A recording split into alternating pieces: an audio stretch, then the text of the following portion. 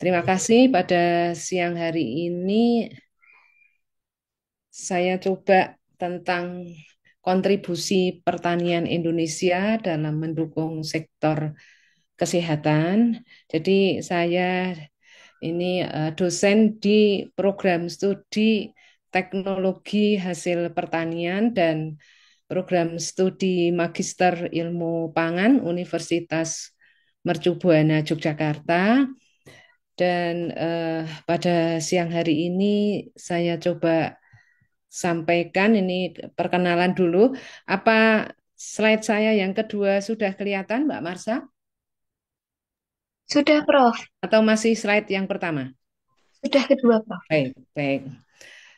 Dalam perkenalan ini saya memperlihatkan buku, maaf ya, karena di di seseorang yang sudah guru besar itu diwajibkan dalam jumlah waktu tertentu menghasilkan buku sehingga saya sudah cukup lama eh, menyandang guru besar sehingga saya coba berkarya untuk menghasilkan suatu buku, beberapa buku dan yang ini tentang Pengembala IT menjadi profesor ini autobiografi yang harapan saya itu bisa menjadi atau menginspirasi generasi muda bahwa dari anak petani tukang angon bebek ternyata dapat kesempatan juga mencapai guru besar. Dan moto saya sini jujur, tekun serta kerja keras gitu.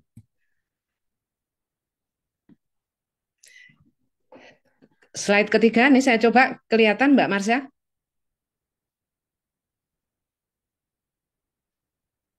Mbak Marsha? Terlihat, Prof. Oh, baik, berarti bisa. Kadang-kadang kalau di slideshow itu nggak kelihatan, tapi ini kelihatan, syukurlah. Ini perkenalan dalam keluarga, ini minta maaf ya, secara pribadi memang kami atau saya dari tahun 2002 itu penelitian tentang empon-empon atau rimpang-rimpangan yang akhirnya ada hilirisasi produk penelitian berupa kunir putih dan temulawak dan lain-lain. Ini sehingga seluruh keluarga kami berkomitmen untuk membantu kesehatan lewat kunir putih dan empon-empon yang memang sudah saya teliti dan saya produksi gitu. Baik, eh, tadi sudah dijelaskan oleh Prof. Ayu tentang kaitannya ekonomi, kemudian pertanian dan kesehatan. Di sini saya khususnya di sektor pertanian dan kesehatan karena secara ekonomi mungkin saya agak kurang kurang mendalami gitu ya. Jadi di sektor pertanian ini bisa menyediakan bahan pangan yang berperan penting dalam pencegahan malnutrisi, defisiensi mikronutrien, dan penyakit tidak menular seperti diabetes dan hipertensi. Jadi pencegahan malnutrisi ini bisa sebetulnya eh, bisa kurang gizi tapi bisa kelebihan seperti seperti obesitas itu sebetulnya sangat mungkin cukup gizinya tapi kelebihan. Tapi kalau ada busung lapar itu atau sekarang ini ada yang stunting misalnya itu sangat mungkin ada kurang kurang gizi. Kemudian defisiensi mikronutrien nutrien ini bisa berupa kekurangan mineral ataupun kekurangan vitamin misalnya. Kemudian penyakit tidak menular seperti diabetes ini pangan pangan itu memang apa ya pangan misalnya gula itu bagus dan alami tetapi untuk yang diabetes pastinya itu tidak baik misalnya seperti itu sehingga pangan yang bergizi dan baik bagi masyarakat. Kemudian selain itu di sektor pertanian yang kaitannya dengan kesehatan itu bisa juga eh, dari sektor pertanian ini menghasilkan tanaman herbal. Tanaman herbal itu berupa apa saja? Banyak sekali di Indonesia tentang rempah-rempah, tentang empon-empon, tentang apa saja yang di lingkungan kita dan biasanya nenek moyang kita itu menggunakannya untuk kesehatan itu bisa nanti diolah menjadi suatu produk herbal. Misalnya kita lihat di sekitar kita, kelor. Kelor itu bagus untuk kesehatan. Kita lihat sirih merah, bagus untuk kesehatan. Nanti lihat lagi belimbing wuluh dan lain sebagainya. Ternyata ini dari sektor pertanian itu sebetulnya menyediakan suatu apa ya, tanaman herbal yang bisa membantu meningkatkan kesehatan masyarakat. Kemudian pertanian untuk mendukung kesehatan ini bisa difokuskan ke tanaman herbal yang memiliki kandungan bioaktif yang bermanfaat bagi kesehatan. Ini nyata sekali ya, maksudnya dari sektor pertanian bisa mendukung kesehatan masyarakat.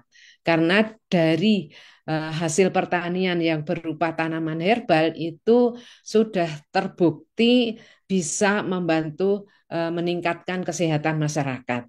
Pada saat COVID pun sebetulnya ada jahe, ada kencur, ada kunyit, itu secara internasional diakui bisa membantu meningkatkan daya imun sehingga virus corona cepat lemah gitu. Jadi cepat cepat negatif nanti tes antigennya, misalnya seperti itu. Nah, setelah dipelajari dan masih banyak yang perlu dipelajari, kandungan bioaktif di dalam tanaman herbal itu bisa bermanfaat sebagai anti kanker. Sudah mungkin sudah umum diketahui, bahkan sekarang ini mulai juga medis itu ada yang apa ya, merasa cocok juga dengan herbal yang aman gitu ya. Jadi ada seseorang yang ada benjolan atau kanker payudara sangat takut dioperasi. Kalau mau dengar operasi gitu aja tensinya sudah naik mendekati 200 sehingga mau nggak mau dia cari alternatif. Ternyata minum dalam waktu yang sebulan rutin dari herbal itu, mengecil dari satu kelereng besarnya jadi satu jagung misalnya. Jadi mengecil dan nanti 3 bulan ada yang hilang misalnya seperti itu sudah banyak bukti di masyarakat bahwa herbal di Indonesia itu memang ada khasiat sebagai anti kanker. Demikian juga sebagai anti kolesterol. Kebetulan anti kolesterol, anti inflamasi, antimikrobia ini kami atau tim kami sudah melakukan penelitian. Betul memang empon-empon itu bisa apa ya, membantu untuk menormalkan kolesterol, menormalkan inflamasi.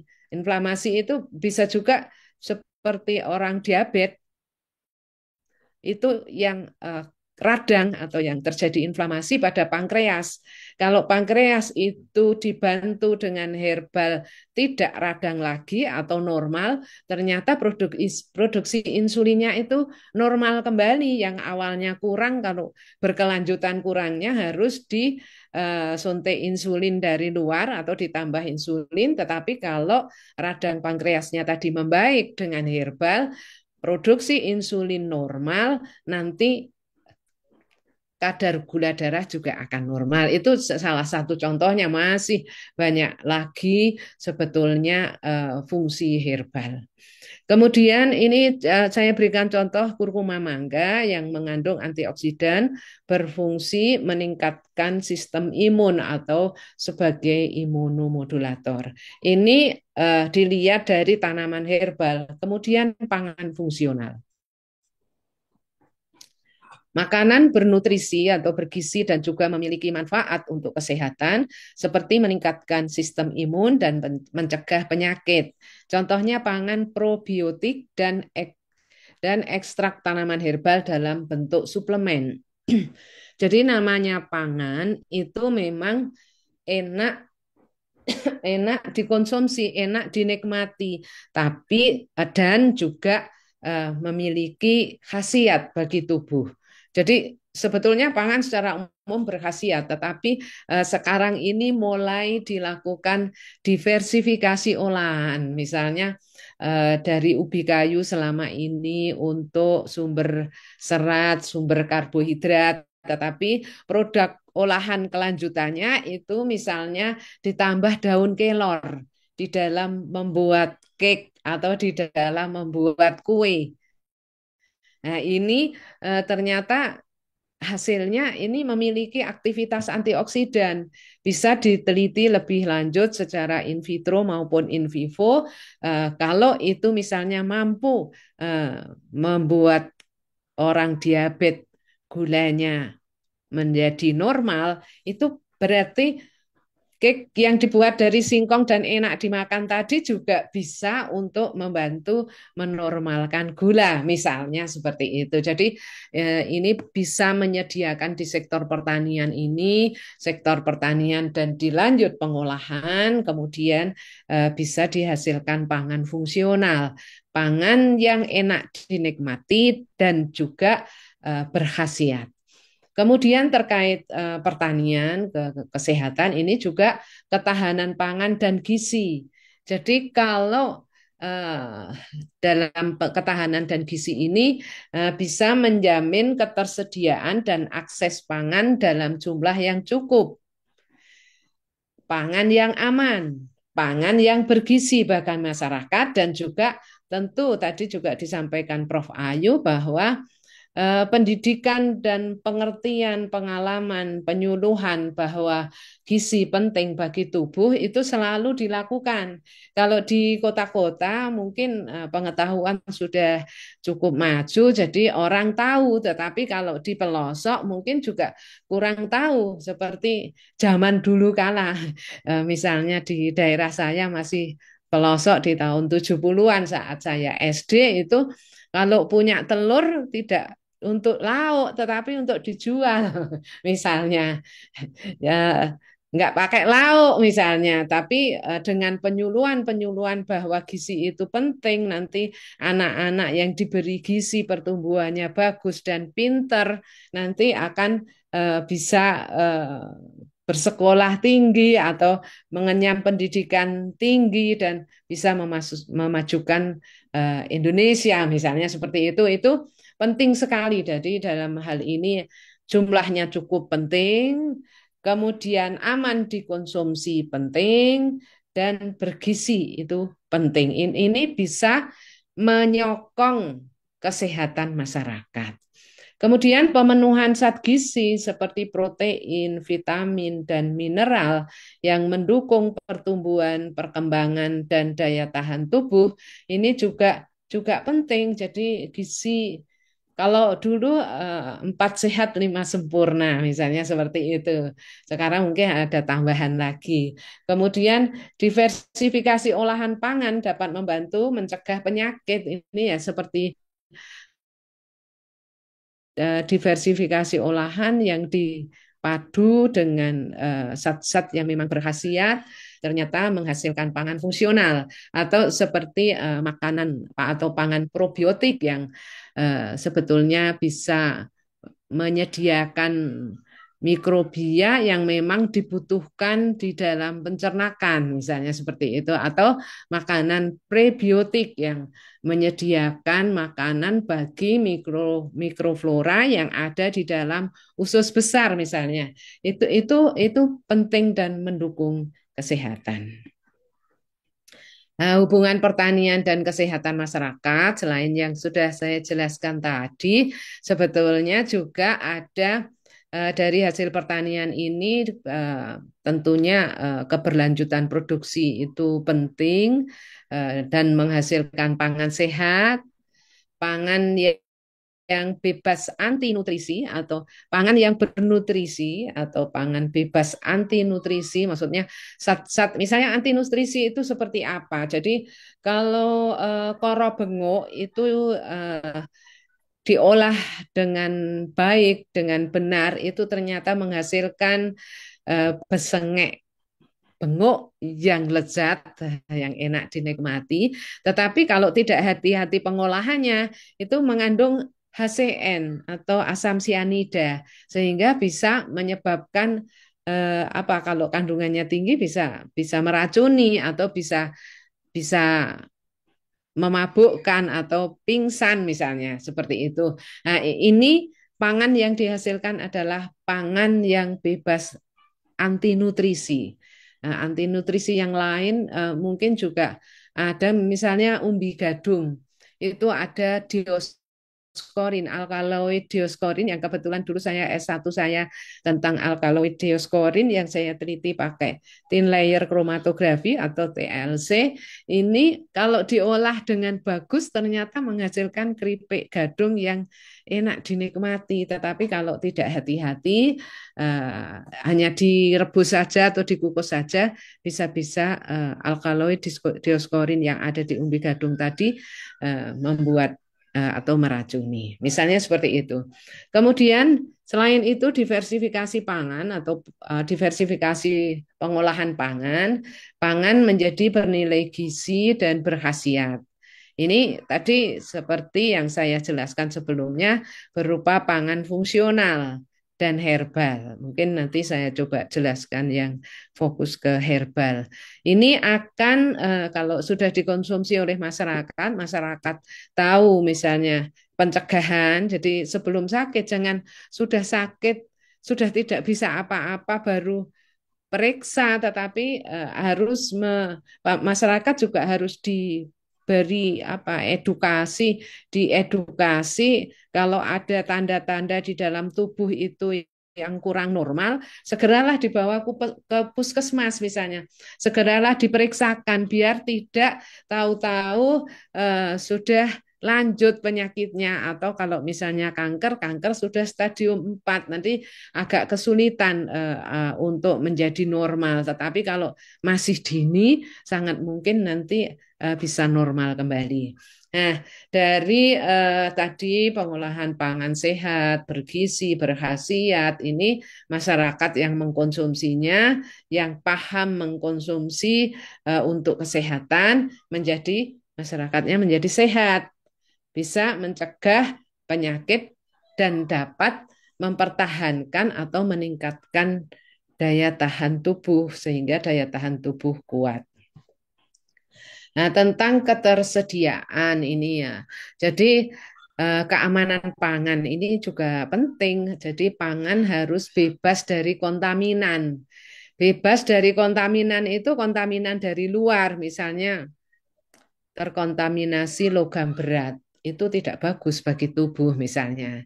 Kalau tadi anti nutrisi, kalau bebas anti nutrisi, jadi nutrisi yang tadinya berawal ada di dalam bahan kemudian diolah sehingga menjadi aman, tetapi bisa juga bebas dari kontaminan yang kontaminasi itu bisa menyebabkan apa sakit atau misalnya kontaminan logam berat itu menyebabkan sakit. Ini eh, yang aman adalah tidak terkontaminan.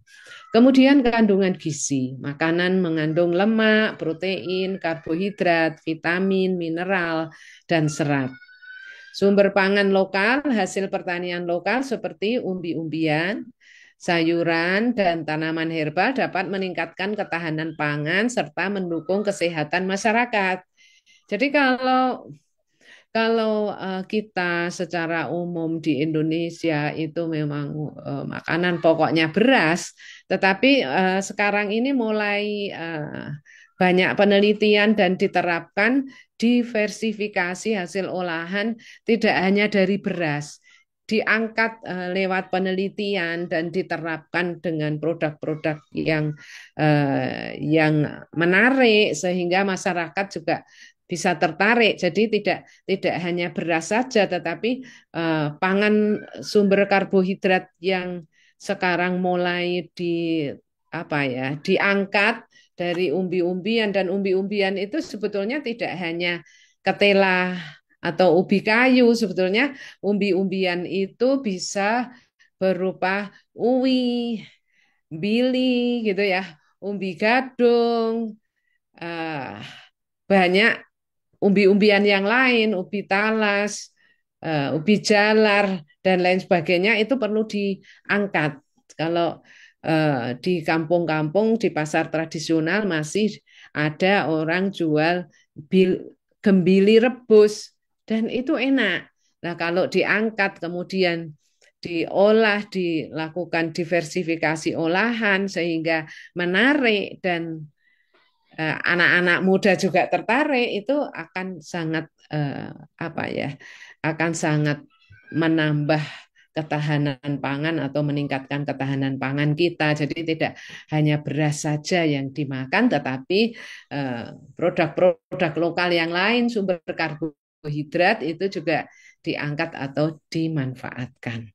Kemudian dampak konsumsi bahan pangan sehat terhadap pencegahan penyakit ini bisa mencegah penyakit, menjaga kesehatan pencernaan atau misalnya gini ya. Jadi ya kalau sudah tahu ada MAH atau gejala MAH atau asam lambung, ya janganlah makan pedes-pedes. Misalnya seperti itu. Itu apa ya? Mestinya konsumsi bahan pangan yang sehat. Pedes tidak sehat bagi orang yang asam lambung atau MAH misalnya seperti itu. Atau seperti di awal tadi saya kemukakan, gula itu alami dari tebu, bagus untuk sumber karbohidrat juga atau sumber energi, tetapi tidak bagus bagi orang diabetes. Jadi ini harus bahan pangan sehat untuk masyarakat, tentu saja masyarakat secara umum dan masyarakat yang sangat mungkin terjadi apa ya istilahnya ada masalah kesehatan misalnya seperti itu. Kemudian bisa meningkatkan daya imun. Jadi konsumsi bahan pangan sehat yang bisa meningkatkan daya imun. Jadi kalau kebetulan saya penelitian dari 2002 itu kunir putih jenis mangga itu aromanya pelem atau aromanya mangga. Masyarakat biasa menggunakan untuk lalapan sehingga yakin bahwa aman orang makan mentah seperti timun aja dimakan seperti timun dalam kondisi mentah aja berkhasiat. Apalagi kalau disentuh dalam pengolahannya dipertahankan bioaktifnya pasti akan berkhasiat misalnya seperti itu. Jadi eh, itu bisa meningkatkan daya imun atau kalau orang secara umum kok ada rasa-rasa seperti mau flu kemudian konsumsi jeruk agak diperbanyak jeruknya atau buah-buahan atau jus ternyata nggak jadi pilek misalnya seperti itu apa ya konsumsi pangan sehat gitu ya. Kemudian mengurangi ketergantungan pada obat-obat sintesis. Jadi dengan suplemen, dengan herbal itu bisa membantu ketergantungan dari obat sintesis. Ini saya beri contoh orang yang sakit hipertensi misalnya terus-terusan minum obat sintesis misalnya. Nah, ini kalau cocok dengan herbal tertentu nanti lama-kelamaan yang obat sintesis sehari diminum sekali, itu lama-kelamaan bisa 2 hari itu minum sekali atau minum satu dalam 2 hari. Lama-kelamaan satu dalam 3 hari. Lama-kelamaan lepas. Jadi bisa setelah kondisi normal eh, apa ya yang radang atau di dalam organ yang radang dan menyebabkan apa ketidaknormalan kesehatan itu akhirnya bisa juga normal, tapi memang herbal atau suplemen itu tidak bisa makan sekali terus semuanya jadi normal. Butuh waktu untuk apa menormalkan radang yang ada, misalnya seperti itu. Kemudian terkait hal ini tentang fitokimia. Jadi fitokimia itu senyawa alami yang terdapat dalam tanaman yang memiliki sifat bioaktif atau punya khasiat. Secara umum banyak tanaman-tanaman herbal, tanaman empon-empon atau rempah-rempah kita mengandung antioksidan. Nah, antioksidan ini bisa juga kalau dipelajari bisa juga bermanfaat untuk antiinflamasi. Seperti kalau pada kunyit kuning, sebetulnya kunyit kuning atau kurkuma longa kalau masyarakat itu menggunakan untuk bumbu gulai yang warnanya kuning itu itu ternyata kalau dipelajari kurkumin yang ada di dalam kunyit kuning itu bisa bermanfaat untuk antiinflamasi. Jadi untuk mencegah radang atau radang yang ada diperbaiki dan eh, apa ya, radang yang berkelanjutan atau berlanjut itu bisa dicegah kelanjutannya atau tidak jadi radang lagi atau bisa jadi normal.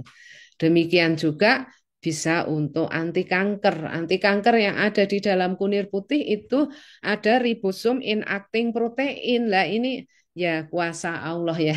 Jadi bisa merontokkan, menonaktifkan, mencegah pertumbuhan sel kanker, tetapi tidak merusak sel normal. Jadi sel normalnya tetap, tapi sel kankernya itu bisa rontok, bisa rusak. Contoh rontok itu kalau saya perhatikan ada kanker kulit, itu ternyata minum kunir putih terus-terusan atau apa ya, rutin, itu ternyata bagian luarnya kering, kering, terus ngeletek gitu ya. Lama-kelamaan halus.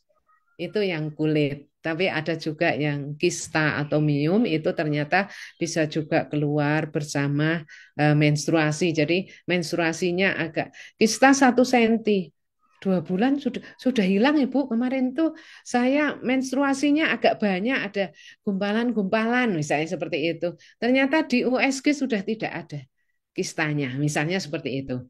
Kemudian antimikrobia, ya antimikrobia atau antibakteri orang yang eksim misalnya, sudah diobati apa saja kok nggak cocok, kemudian minum herbal atau minum pon-pon kering dan nggak gatel lagi lah itu, alhamdulillah cocok.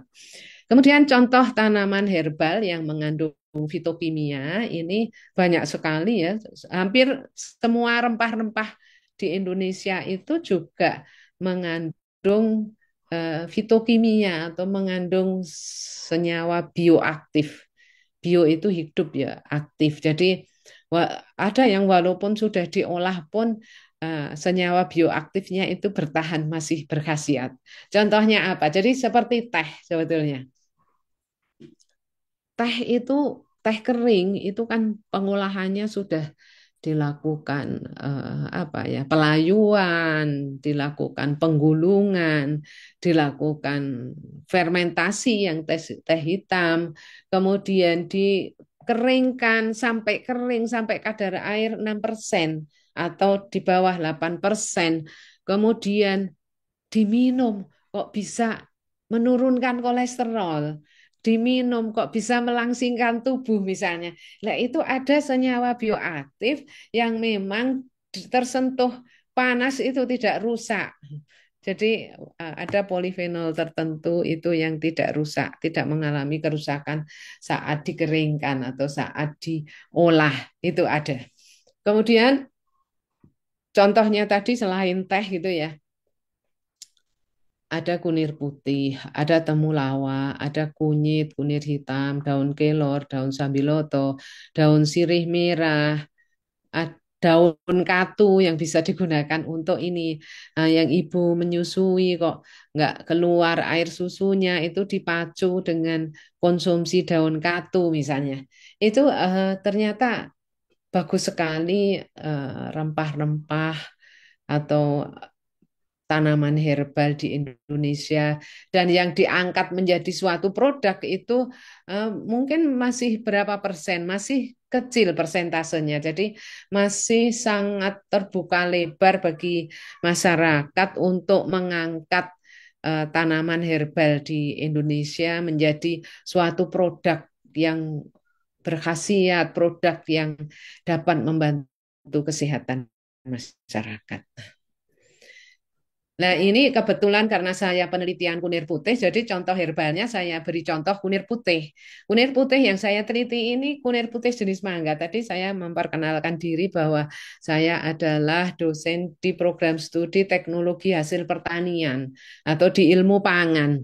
Sehingga kunir mangga yang aromanya mangga ini saya gunakan untuk penelitian S3, nggak ada masalah. Maksudnya karena memang digunakan untuk lalapan oleh masyarakat dan aromanya mangga dan dimakan juga enak, tidak pahit.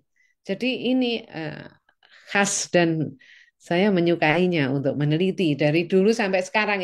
Yang sekarang terakhir ini saya penelitian katalis. Jadi sebelumnya ada hibah fundamental, ada hibah bersaing, apa ya, yang lainnya ada hibah doktor. Yang sekarang hibah katalis itu kerjasama tiga perguruan tinggi. Kebetulan saya dari Universitas Mercu Buana Yogyakarta dengan Universitas Jember dan dengan Universitas Trunojoyo. Ini meneliti antara lain yang saya teliti adalah empon-empon sumber kurkumin untuk antidepresan. Jadi kurkumin bisa membantu untuk terkait dengan antidepresan sebetulnya kalau dipelajari ini. Nah, kunir putih ini mirip kunyit, mirip jahe, cuma aromanya di sini aroma mangga dan warnanya itu ada kuning muda. Eh, Kandungan bioaktifnya apa saja? Ini antioksidan meliputi flavonoid, fenolik, quercetin, saponin, kurkuminoid, ada tanin juga. Kemudian manfaatnya apa? Bisa untuk anti kanker. Saya pernah orang kisaran Medan itu kanker otak dibawa ke Malaka, Malaysia, itu kalau dioperasi kemungkinan ada dua resiko. Resikonya lumpuh, satu lagi resikonya adalah tidak bisa melihat. Nah, padahal seorang guru sehingga dia tidak ambil risiko itu, dia ketemu herbal kunir putih dan alhamdulillah bisa sehat kembali dan punya nadar ketemu saya di Jogja dan nadarnya sudah dijalani gitu ya. Ketemu saya mengajak suami, mengajak anak dan cucunya. Jadi membaik. Manfaat kunir putih ini bisa sebagai anti kanker, kemudian anti radang kalau radang lambung atau bahkan lambung di endoskopi luka. Ternyata dengan kunir putih cocok dan membaik serta normal kembali, tidak makan obat lambung atau obat mah. Kemudian menjaga imunitas, ada yang cerita di saat COVID itu satu mobil 6 orang, satu tidak positif atau satu negatif. 5 itu positif di tes antigen, kemudian satu tidak. Dia merenung apa kok bisa tidak gitu. Ternyata dia minum kunir putih sebagai obat asam lambung secara rutin sehingga daya imunnya bagus dan tidak terpapar virus corona. Kemudian bisa sebagai anti kolesterol dan bisa juga untuk menjaga kesehatan pencernaan. Ini contoh budidaya ini dari sektor pertanian. Kalau dilihat ini tanaman kunir putih masih umur 1 bulan, memang masih kecil gitu ya. Umur 2 bulan sudah mulai setinggi lutut saya atau setinggi ini setinggi paha saya gitu ya. Kemudian kalau sudah 6 bulan, 8 bulan atau ya sekitar 8 bulan atau 10 bulan itu siap dipanen. Tanaman tadi mati atau tanaman menguning mati dan siap dipanen. Padahal sebetulnya kalau orang tidak tahu, wah tanamanku malah hilang, belum panen tapi hilang, nggak panen gitu ya. Bukan demikian. Jadi memang setelah tanamannya mati, rimpang-rimpangan atau empon-empon itu baru siap dipanen. Jadi ini kebetulan kebun kami sendiri sehingga karena senang untuk refreshing kalau koreksi itu agak agak koreksi itu agak mumet tulisannya kurang bagus sehingga untuk refreshing kami ke kebun kunir putih. Ya, ini contoh hasil penelitian terkait antioksidasi, sifat antioksidasi kunir. Jadi kandungan kadar fenol total ini memang tinggi, taninnya juga tinggi, flavonoidnya tinggi, dan ternyata dengan perlakuan sentuhan pengolahan itu bisa lebih tinggi eh, antioksidan di dalam bubuk yang dihasilkan dibandingkan yang tanpa sentuhan pengolahan. Jadi pilih pengolahan-pengolahan yang bisa akhirnya mempertahankan senyawa bioaktif yang ada di dalam hasil pertanian sehingga nanti jika dikonsumsi akan menghasilkan produk yang berkhasiat tinggi. Nah, ini sebagai anti diabetes. Jadi contoh di sini memang ini pakai tikus ya, ada kontrol positif, ada kontrol negatif atau positif kontrol, negatif kontrol. Yang negatif ini tidak diberi dibuat diabetes tapi tidak diberi herbal atau tidak diberi kunir putih katakanlah gitu. Itu punya gula atau glukosa darahnya itu tinggi sampai 250-an lebih gitu ya. Kemudian ada yang diberi white saffron, ini diberi kunir putih 1,5 gram dan juga ada diberi kunyit putih 4,5 gram. Ternyata eh, dalam waktu 1 minggu itu gula darahnya masih relatif tinggi, tetapi setelah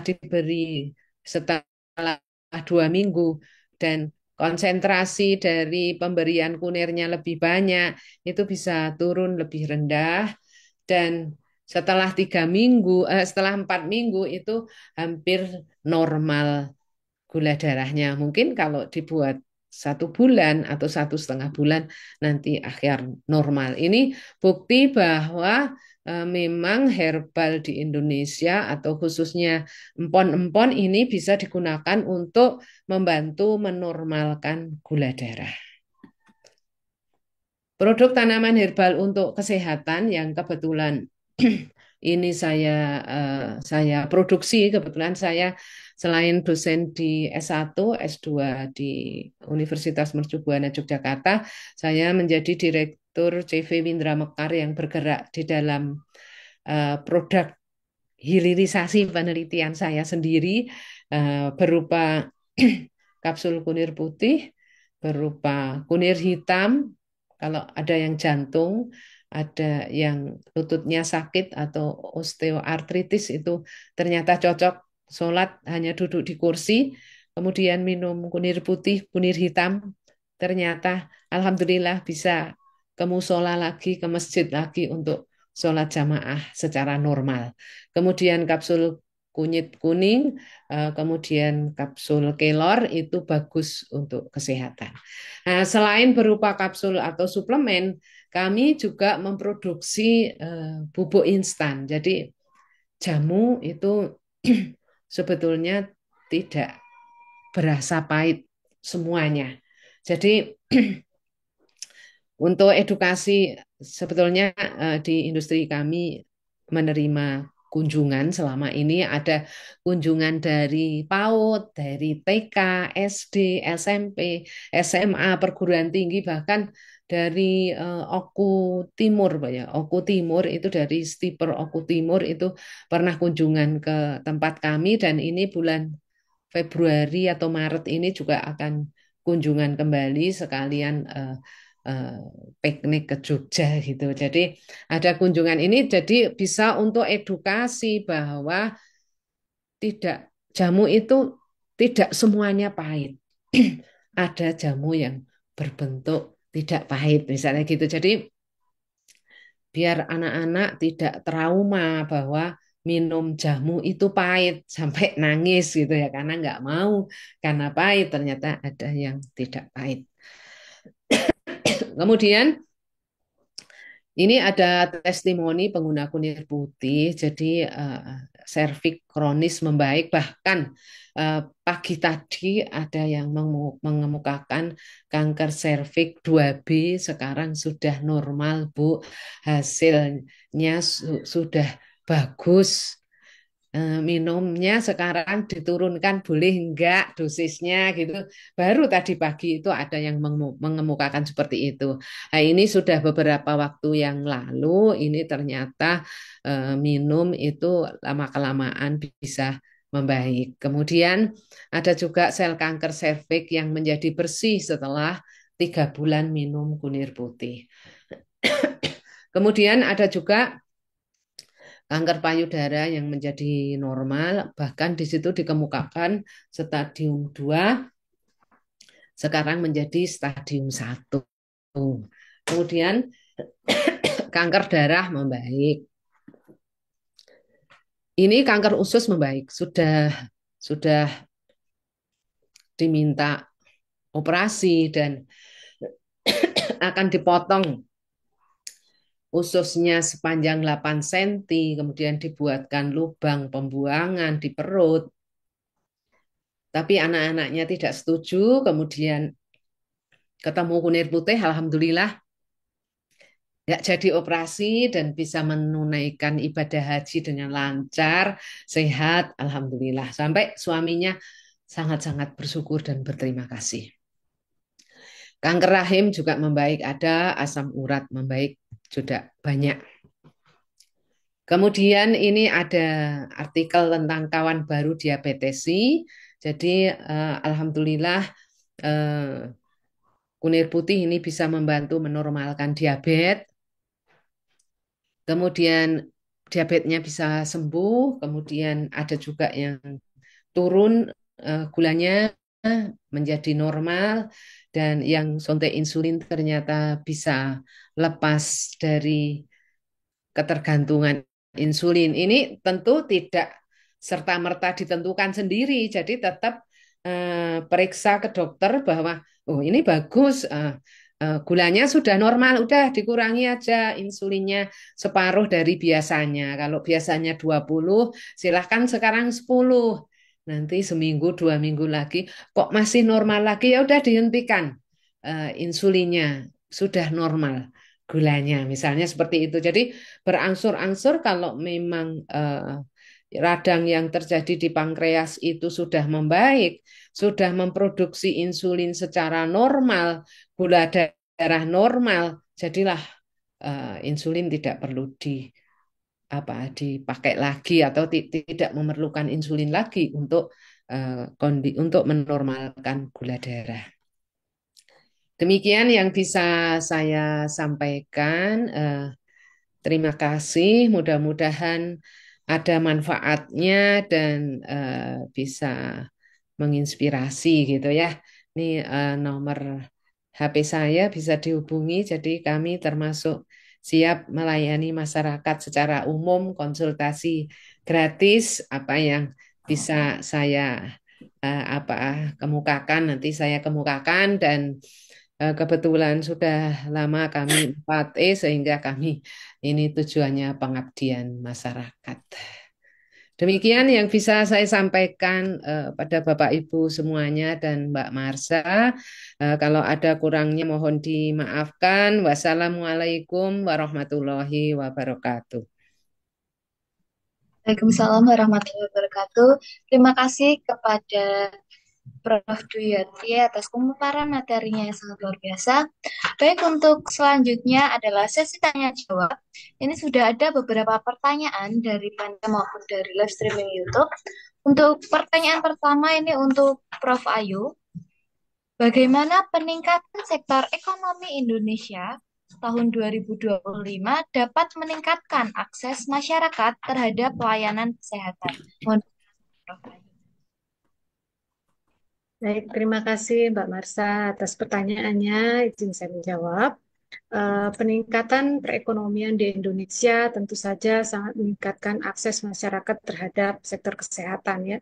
Nah, peningkatan sektor perekonomian terutama proyeksi pertumbuhan ekonomi di tahun 2025 itu kan pada tingkat 5% ya sampai dengan 5,1%. Nah, ini tetap didukung oleh bagaimana menekan laju inflasi hingga 2,5% ya. Nah, ini kan nantinya bisa mendukung pertumbuhan sektor-sektor ekonomi produktif di Indonesia sekaligus juga menekan angka kemiskinan dan juga nantinya bisa meningkatkan kesejahteraan masyarakat, terutama akses masyarakat ke sektor kesehatan ini sangat berpengaruh sekali terhadap laju inflasi tadi ya. Jadi kalau sudah inflasi tinggi, semua harga-harga produk menjadi mahal, begitu juga dengan layanan kesehatan. Nah, ini kan berpengaruh sekali. Nah, pemerintah juga di Indonesia melakukan mengeluarkan gitu ya berbagai kebijakan terutama untuk mendukung sektor kesehatan itu sendiri. Nah, terutama salah satu program yang diluncurkan oleh pemerintah yaitu salah satunya adalah bagaimana program bergizi gratis ya, makan gizi gratis gitu ya. Nah, ini ditujukan terutama bagi 82,9 juta orang yang ada di Indonesia. Nah, ini kan termasuk juga di dalamnya ada siswa, balita, kemudian baik itu ibu hamil, juga ibu menyusui. Nah, program ini nanti tujuannya adalah bagaimana mengatasi masalah malnutrisi dan stunting di Indonesia.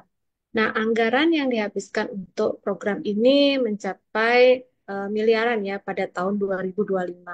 Bahkan 127 miliar itu untuk mendukung sektor kesehatan. Nah, kemudian ada rencana pangan nasional itu terkait dengan bagaimana mencapai kedaulatan dan juga kemandirian ketahanan pangan di Indonesia. Ini kan nantinya terkait juga dengan rencana pembangunan jangka panjang nasional ya tahun 2025 sampai 2029 dan juga RPMJMN gitu ya pembangunan jangka menengah pada tahun 2025 sampai 2029. Nah, bagaimana kemudian prioritas sektor pendidikan dan kesehatan ini dimasukkan dalam APBN tahun 2025. Nah, pemerintah juga menetapkan sektor pendidikan dan kesehatan, terutama sebagai prioritas utama dalam anggaran pendapatan dan belanja negara di 2025. Nah, alokasi anggaran untuk sektor kesehatan ini mencapai 197 miliar atau 5,5% dari belanja negara. Ini tentunya untuk mendukung program-program kesehatan yang komprehensif. Nah, begitu juga dalam kebijakan dalam kerangka ekonomi makro dan pokok-pokok kebijakan fiskal tahun 2025 ini tentunya dirancang pemerintah untuk mengakselerasi pertumbuhan ekonomi yang inklusif dan berkelanjutan. Nah, kebijakan fiskal ini kan bertujuan nanti memperkuat fungsi dari alokasi, kemudian fungsi distribusi, kemudian juga stabilisasi itu yang mendukung nanti transformasi ekonomi dan tentunya nanti ditujukan untuk mencapai target pertumbuhan ekonomi yang lebih tinggi. Nah, kebijakan-kebijakan inilah yang dikeluarkan oleh pemerintah, terutama pemerintah Indonesia ya, yang berkomitmen untuk meningkatkan sektor ekonomi, terutama sektor pertanian dan juga kesehatan tahun 2025. Nah, ini fokusnya terutama pada peningkatan gizi masyarakat dan juga ketahanan pangan dan bagaimana pertumbuhan ekonomi yang berkelanjutan. Ya, seperti itu. Terima kasih. Baik, terima kasih Prof. Ayu atas penjelasannya. Untuk selanjutnya ini ada pertanyaan untuk Prof. Dwiyati. Bagaimana sektor pertanian Indonesia di tahun 2025 dapat memastikan ketahanan pangan dalam mendukung kesehatan seluruh masyarakat Indonesia? Mohon penjelasannya, Prof. Terima kasih, Mbak. Jadi untuk memastikan pasti dengan usaha-usaha ya untuk apa ikhtiar seperti kemarin sempat ada edaran supaya pemuda Indonesia itu senang mengelola pertanian atau senang menjadi petani misalnya itu kan suatu ikhtiar juga dan pastinya ada ikhtiar intensifikasi pertanian itu juga suatu usaha untuk supaya memang swasembada pangan di Indonesia bisa tercapai misalnya seperti itu. Kemudian kalau selama ini pembukaan lahan kelihatannya mungkin dilakukan tapi mungkin tidak begitu banyak ya karena intensifikasi itu yang kelihatannya lebih di diarahkan ke arah situ. Mungkin juga ada pembukaan lahan, tetapi mungkin lahan-lahan yang sudah digunakan mungkin seperti yang sudah tidak produktif lagi, kalau tidak diremajakan lagi, mungkin bisa juga digunakan untuk ditanami bahan-bahan pangan kebutuhan pokok. Misalnya seperti itu, Mbak. Jadi tetap ada ikhtiar untuk mencapai di tahun 2025 ini memang pangan tersedia, aman dan bergizi, jumlahnya cukup. Oke, baik. Terima kasih. Untuk selanjutnya ini ada pertanyaan untuk Prof. Ayu. Sejauh mana sektor ekonomi Indonesia mendukung pengembangan infrastruktur kesehatan, terutama di daerah terpencil pada tahun 2025 ini, Prof? Ya, terima kasih Mbak Marsha, dukungan dari sektor perekonomian ya, terutama pembangunan infrastruktur kesehatan. Pemerintah di sini mengalokasikan ke sebesar 257 miliar tadi untuk sektor kesehatan, di mana itu dikelola melalui Kementerian Kesehatan, dan kemudian 125 miliar itu digunakan untuk yang ditujukan bagi masing-masing daerah dalam mendukung pembangunan infrastruktur kesehatan. Nah, ada kolaborasi yang dilakukan juga oleh pemerintah, sinergitas yang dilakukan itu bersama dengan swasta ya, terutama dalam uh, apa namanya pengembangan infrastruktur terutama untuk menjangkau wilayah-wilayah terpencil gitu ya. Terutama seperti tadi yang saya sampaikan bahwa saat ini kan sudah dikembangkan teknologi ya yang di bidang kesehatan, terutama seperti misalnya telemedicine tadi. Nah, ini kan tujuannya juga tidak semua, karena tidak semua wilayah di Indonesia itu terjangkau oleh infrastruktur kesehatan, baik itu puskesmas, rumah sakit, dan tenaga-tenaga kesehatan yang memadai. Sehingga kemudian melalui infrastruktur teknologi, terutama integritas dari teknologi tadi, diharapkan ini bisa menjangkau seluruh lapisan masyarakat ya dari yang bisa mengakses sektor kesehatan. Nah, kemudian apa yang dilakukan bersama sektor swasta itu memang saat ini sudah dilakukan oleh pemerintah ya, seperti tadi saya sampaikan bahwa ada upaya-upaya yang dilakukan oleh pemerintah, terutama dalam pengembangan infrastruktur kesehatan melalui investasi yang dilakukan oleh pihak swasta ya, terutama tidak hanya misalnya membangun eh, rumah sakit seperti itu ya, kemudian rumah sakit swasta, dan juga ini dilakukan juga misalnya dengan menyediakan tenaga-tenaga kesehatan. Nah, penyediaan tenaga kesehatan juga dilakukan bekerja sama dengan swasta, terutama untuk menarik investasi yang ada di Indonesia. Nah, kemudian juga kolaborasi-kolaborasi dilakukan terutama di daerah-daerah terpencil yang dilakukan oleh pemerintah bersama dengan swasta ya, terutama integrasi dalam pelayanan kesehatan. Nah, misalnya saja dalam program kesehatan ibu dan anak ya di daerah terpencil, sekarang kan pemerintah bisa bekerja sama dengan sektor swasta ini dalam meningkatkan akses dan kualitas layanan kesehatan. Contohnya komunitas lokal juga bisa dilibatkan, kemudian pemerintah di sini juga membantu sekali dalam menghadapi tantangan-tantangan yang ada di dalam di daerah terpencil ya. Seperti misalnya juga yang dilakukan pemerintah dengan swasta melalui riset-riset yang dilakukan, tidak hanya tadi pendanaan atau investasi swasta untuk membangun infrastruktur, tetapi juga melalui riset-riset yang dilakukan. Nah, misalnya di sini untuk penyediaan juga alat-alat kesehatan dan peralatan medis ya. Nah, kan masih banyak juga daerah-daerah di Indonesia ini yang kekurangan alat kesehatan dan peralatan medis ya, sehingga menghambat nantinya dalam uh, kualitas layanan kesehatan. Nah, kemudian juga ada sistem informasi kesehatan yang belum optimal ini ya. Nah, nanti diharapkan dengan bekerja sama dengan sektor swasta bisa menyediakan informasi-informasi kesehatan melalui teknologi yang real time dan terintegrasi, sehingga resiko penyakit yang ada di tiap-tiap daerah itu yang belum terpetakan dengan baik itu bisa dibantu dengan adanya teknologi. Nah, dari sektor perekonomian perekonomian tadi, kendala-kendala tentunya pasti ada ketimpangan ekonomi yang terjadi di masing-masing wilayah ya, sehingga ini bisa dijembatani dengan adanya kolaborasi dengan sektor swasta sehingga nanti mampu menciptakan pertumbuhan ekonomi yang inklusif melalui sektor kesehatan tadi. Nah, begitu juga dengan tadi keterbatasan infrastruktur tidak hanya dalam bentuk infrastruktur gedung gitu ya atau bangunan rumah sakit, puskesmas, tetapi juga infrastruktur teknologi ya, kemudian jaringan dalam distribusi barang dan jasa, terutama obat-obatan.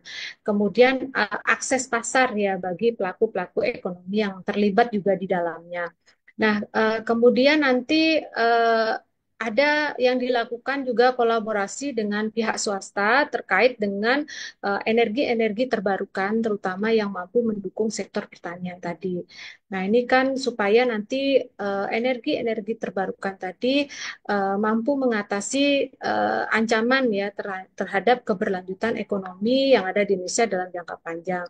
Nah, tantangan-tantangan yang dihadapi terutama dengan terbatasnya kualitas sumber daya manusia itu bisa diatasi dengan kolaborasi dengan pihak swasta, baik itu melalui peningkatan kualitas pendidikan dan pelatihan yang selama ini masih belum merata ya. Ini kan menghambat sekali dalam pengembangan sumber daya manusia ya yang kompeten ya, sehingga nanti tenaga-tenaga kesehatan ini mampu bersaing juga di pasar global. Nah, seperti itu.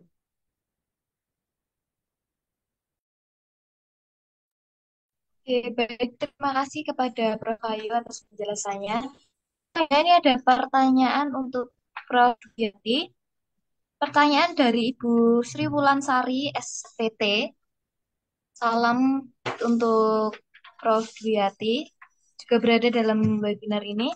Izin bertanya, Prof, bagaimana mengatasi jika bahan bakunya produksi kunir putih itu habis? Dan bagaimana dengan pertimbangan pasar jika pada saat itu tentunya juga harga jual dan bahan sangat berpengaruh? Baik, terima kasih Mbak Marsha. Terima kasih Bu Sri Mulansari. Ini kayak ada kekhawatiran gitu ya. Nggih, Bu. Kalau Salam ya, Bu. Nggih. Nggih, Sehat salam. selalu masih di pertanian Kulon Progo ini, Bu. Oh, nggih, terima kasih, terima kasih. Anu ya, insya Allah kami bekerja sama dengan masyarakat sekitar tentang penanaman budidaya kunir putih dan empon-empon selain kunir putih. Jadi awalnya lahan-lahan kosong di sekitar saya berada di Kecamatan Sedayu, Bantul, Yogyakarta.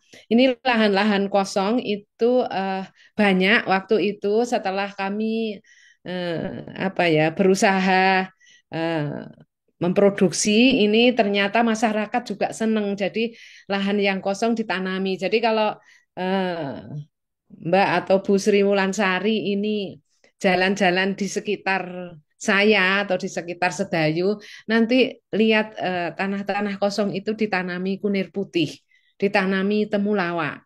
Yang kami selalu menerimanya dan tidak mempermainkan harga. Terus terang saya akademisi dan insya Allah apa ya berlaku sebaik-baiknya gitu ya. Jadi ini bukan ini kualitasnya jelek saya beli sekian aja bukan. Kami tetap ada standar harga tidak pernah menurunkan bahkan menaikkan. Kalau dulu misalnya 1.800 jadi 1.900 jadi 2.300 per kilonya.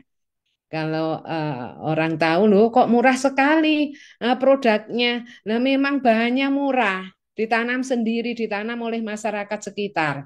Insya Allah tidak akan kehabisan. Bahkan di tahun berapa ya, 2019 Pak ya, di Dusun Kaliurang, Argomulyo Sedayu itu eh, minta atau dibantu 1 ton bibit kunir putih ditanam oleh masyarakat. Ada masyarakat individu, ada, tapi ada juga kelompok tani. Jadi, alhamdulillah, jadi masyarakat sekitar itu sudah tahu kalau di tempat CV Windra Mekar itu menerima hasil panennya gitu sehingga lahan-lahan kosong ditanami. Jadi insya Allah bahan baku tidak akan kehabisan. Kami juga seluruh bisa dikatakan seluruh kebun kami walaupun tidak luas tapi saya tanami. Jadi seperti gambar-gambar di slide saya tadi itu memang ditanam sendiri. Jadi kami punya tim penanam ya kayak karyawan penanam ya mupuk kalau perlu dipupuk atau menyiangi, memanen itu ada. Kemudian ada yang ada yang ngupas, ada itu pada seneng sampai ada yang bilang gini, wah Mbak Mbak Dwi kan nyeluk saya ya. Mbak Dwi itu reko-reko. Jadi ini kami dapat apa sangu gitu. Jadi apa ya beruntung Bu Dwi itu punya ide membuat produk sehingga kami-kami yang sebetulnya tidak punya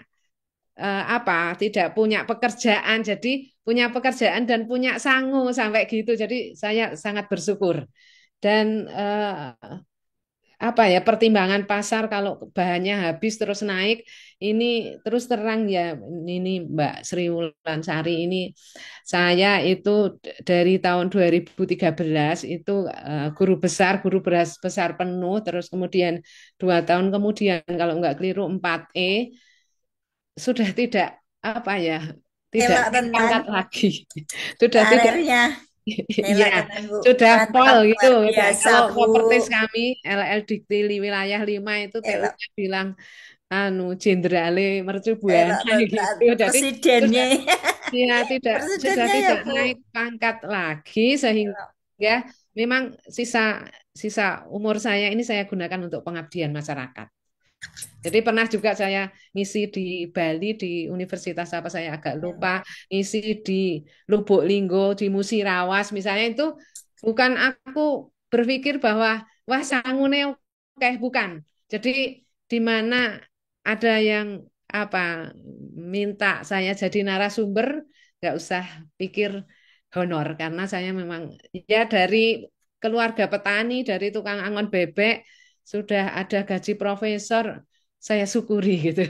Sudah kulino prihatin jadi sudah cukup gitu sehingga saya gunakan memang untuk mengabdi gitu. Jadi pengabdianku padamu negeri gitu. Gayanya itu jadi uh, insya Allah tidak akan saya naikkan juga produk kami dari tahun 2004 harganya segitu-segitu aja gitu. Jadi kadang-kadang kalau sudah ini 2 tahun nggak minum tapi kok terasa lagi kayak ada senut-senut lagi di bagian payudara. Terus Bu sekarang harganya berapa gitu ya? Ada yang tanya gitu. Harganya tetap nggak naik kok gitu. Jadi bayangannya kalau sudah sekian tahun kemudian nanti lipat atau mahal gitu. Tidak. Jadi memang untuk pengabdian. Gitu, insya Allah. Semoga seterusnya nanti mengabdi. Jadi bukan bukan untung yang saya cari. Tapi kalau memang Allah kasih titipan rezeki yang barokah, insya Allah saya gunakan untuk ini. Saya punya anak asuh yang S2, S1 misalnya seperti itu ya dari sisa hasil usaha Kunir Putih ini. Jadi saya gunakan untuk ya bantu-bantulah gitu untuk meminterkan anak orang gitu. Gitu mungkin. Jadi bahan baku insya Allah aman. Oke, baik, terima kasih Prof. Dwiyati, sangat luar biasa. Oke. Baik, untuk selanjutnya ini ada pertanyaan kembali untuk Prof. Dwiyati. Bagaimana peran sektor pertanian dalam penyediaan pangan bergizi untuk mengurangi prevalensi gizi buruk di Indonesia pada tahun 2025 ini? Mohon penjelasannya, Prof. Dwiyati.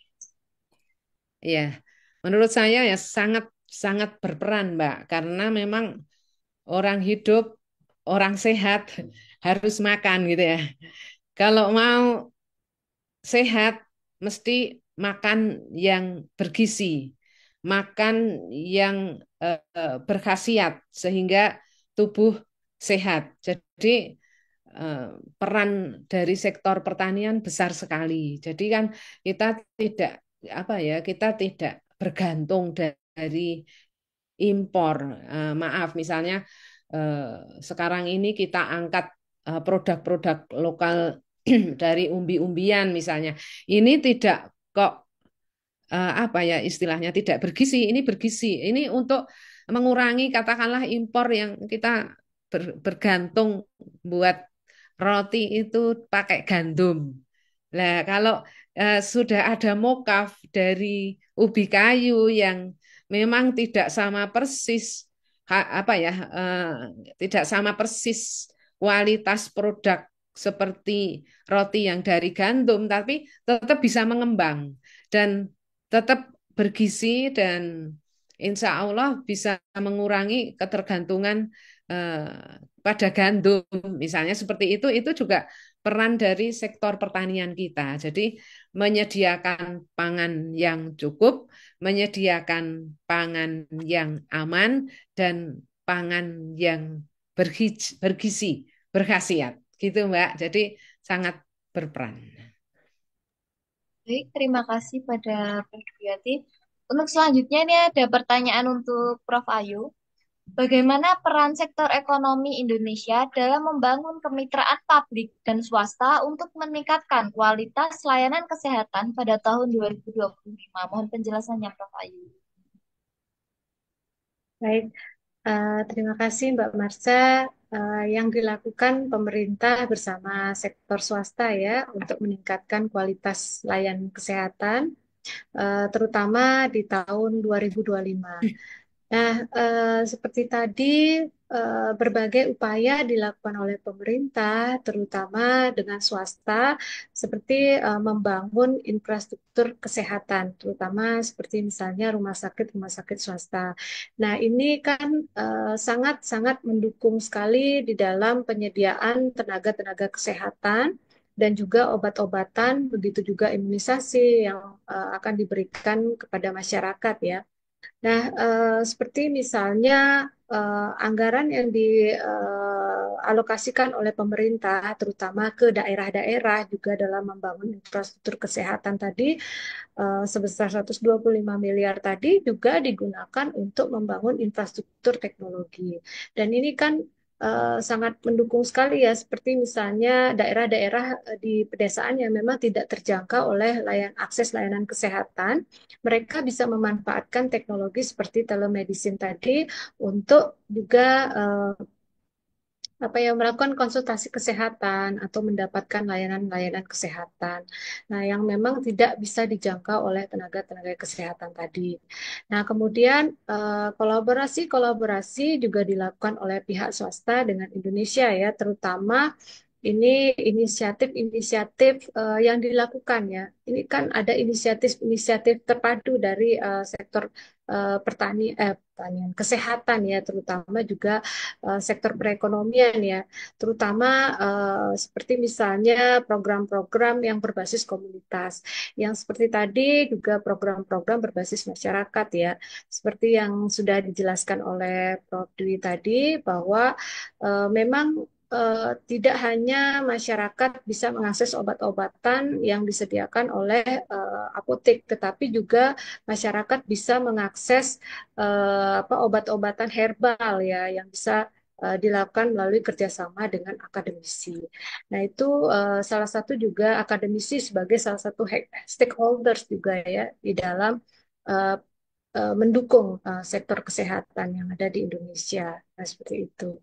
Jadi tiap-tiap daerah itu juga mempunyai peranan ya, terutama bagaimana menciptakan iklim ekonomi yang kondusif, terutama menarik investasi asing ini ya, tidak hanya di wilayah perkotaan saja, tapi juga di pedesaan ya. Jadi infrastruktur ini bisa dibangun merata gitu ya di seluruh wilayah.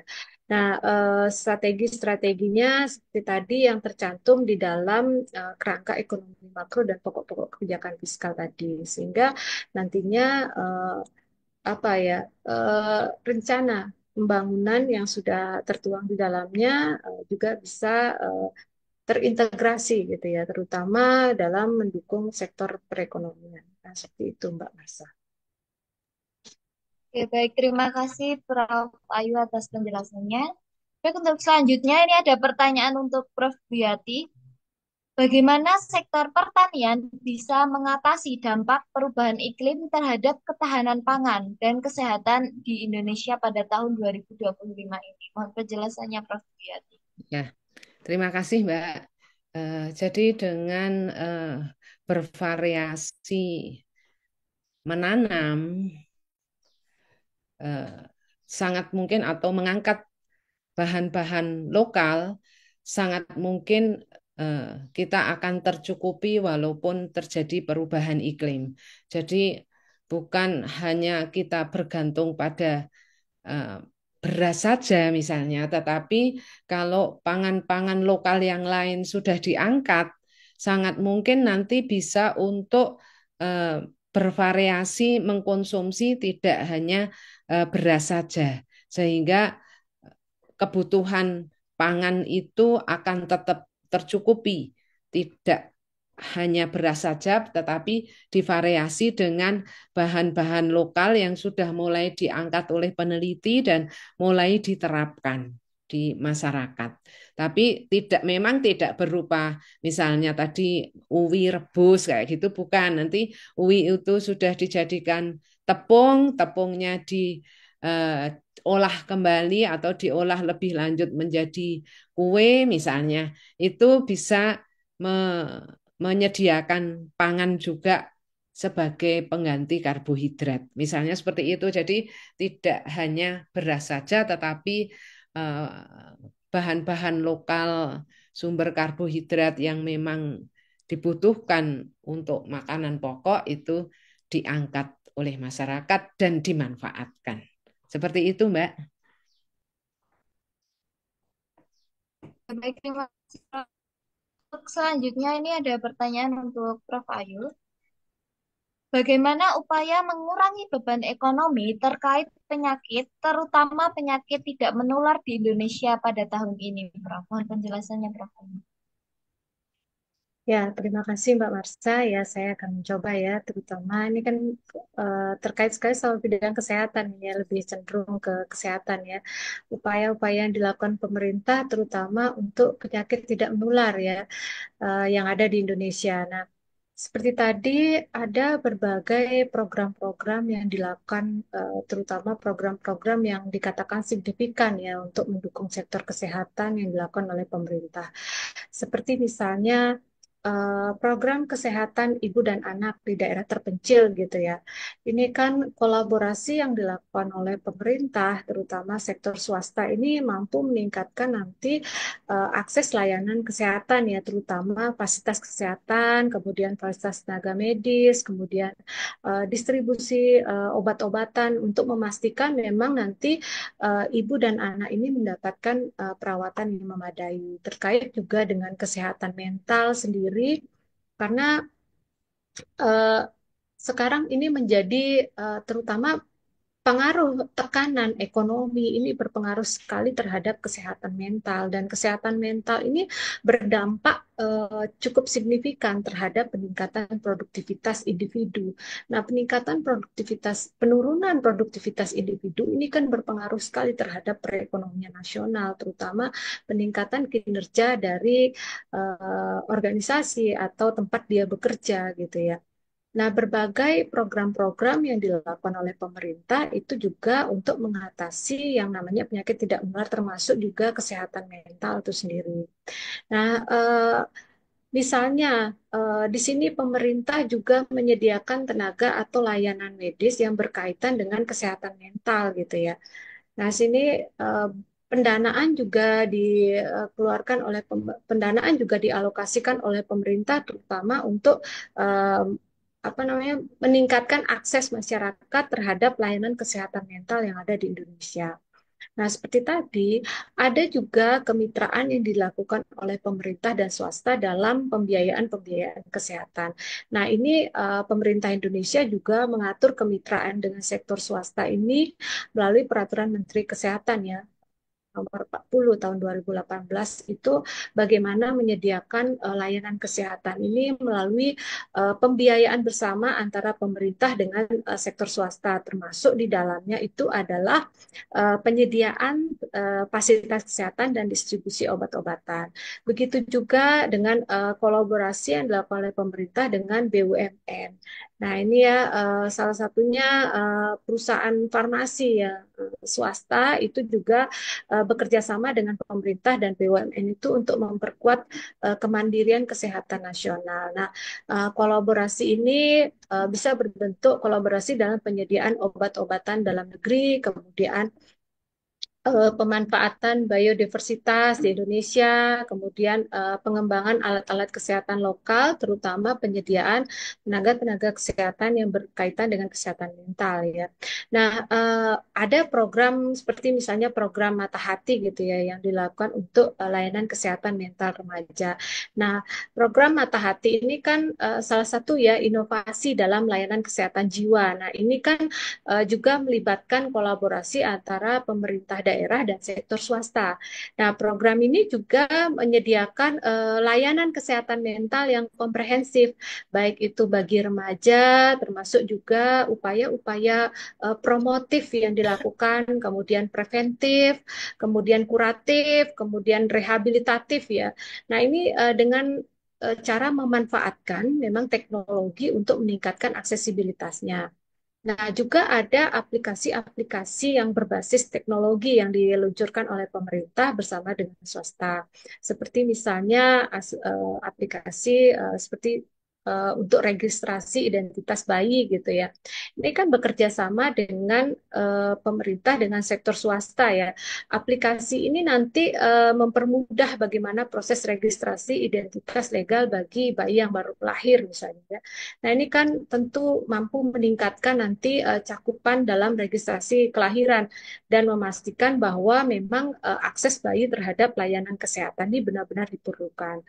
Nah, sehingga ini diharapkan melalui program-program ini mampu meningkatkan tidak hanya mengatasi penyakit-penyakit yang apa namanya istilahnya yang terkait dengan mental tadi, tetapi juga meningkatkan kualitas dan aksesibilitas kesehatan bagi masyarakat, bahkan mampu memperkuat sistem kesehatan nasional itu secara keseluruhan. Seperti itu, Mbak Marsa. Oke, baik. Terima kasih kepada Prof. Ayu untuk penjelasannya. Baik, sebelum mengakhiri webinar kita pada siang hari ini, untuk para pembicara dipersilahkan melakukan closing statement. Yang pertama, kami persilahkan kepada Prof. Ayu untuk melakukan closing statement. Oke, terima kasih Mbak Marsha atas kesempatannya. Senang sekali ya. Terima kasih kepada LLDT, ya, ke Kementerian Sains Teknologi juga. Terima kasih juga kepada narasumber, Ibu Dwi, Prof. Dwi, yang sudah sharing materi sangat menarik sekali Ibu ya, terutama terkait dengan obat-obatan herbal tadi. Saya sangat senang mendengar ya apa yang Ibu sampaikan. Semoga bermanfaat bagi kita semua ya Bu. Terima kasih juga kepada Dr. Azaki yang sudah memberikan saya kesempatan untuk sharing materi pada hari ini. Terima kasih juga untuk seluruh panitia yang bertugas hari ini ya di webinar hari ini. Semoga juga memberikan manfaat bagi kita semua. Jadi kaitan ternyata sektor ekonomi dan pertanian itu sangat erat sekali ya. Ini kan perannya sangat vital sekali dalam memperkuat sektor kesehatan. Nah, saya harapkan juga kolaborasi yang nantinya ke depannya erat antara akademisi, kemudian pemerintah ya, kemudian sektor swasta juga masyarakat kita dapat mengatasi tentunya tantangan-tantangan yang dihadapi, terutama bagaimana kita menciptakan solusi-solusi yang berkelanjutan. Nah, kita harus terus juga mendorong melalui akademisi juga ya, harus juga ikut berperan serta dalam mendorong inovasi-inovasi terutama di sektor kesehatan dan juga sektor pertanian yang tidak kalah penting sebagai salah satu kontributor utama dalam pertumbuhan perekonomian. Dan ini bagaimana kita juga nanti bersama-sama berkontribusi dalam menyempurnakan kebijakan-kebijakan terutama untuk menciptakan ekosistem yang tentunya nanti bermuara pada kesejahteraan masyarakat, tentunya melalui pemenuhan kebutuhan pangan tadi, kemudian akses kesehatan yang merata, dan tentunya pertumbuhan ekonomi yang inklusif. Nah, seperti itu ya. Terima kasih atas kesempatannya. Ya. Baik, terima kasih untuk Prof. Ayu. Untuk selanjutnya kami serahkan kepada Prof. Dwiyati untuk melakukan closing statement. Baik, terima kasih Mbak Marsha.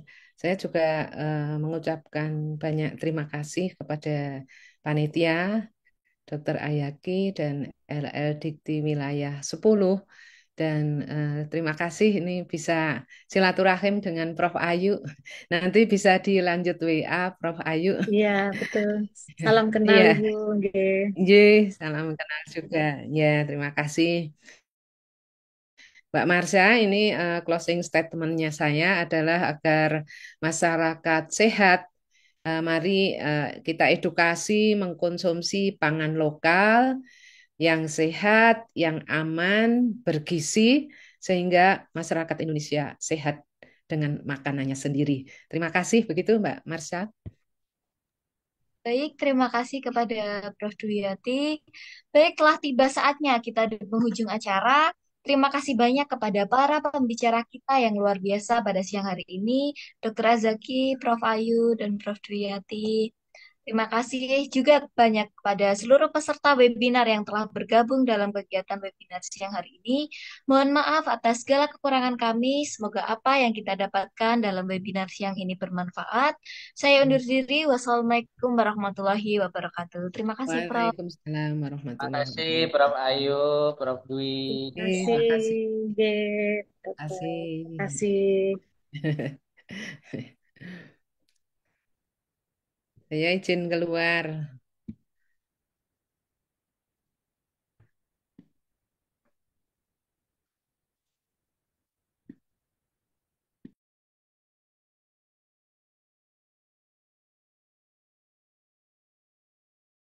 Go on, leave me breathless.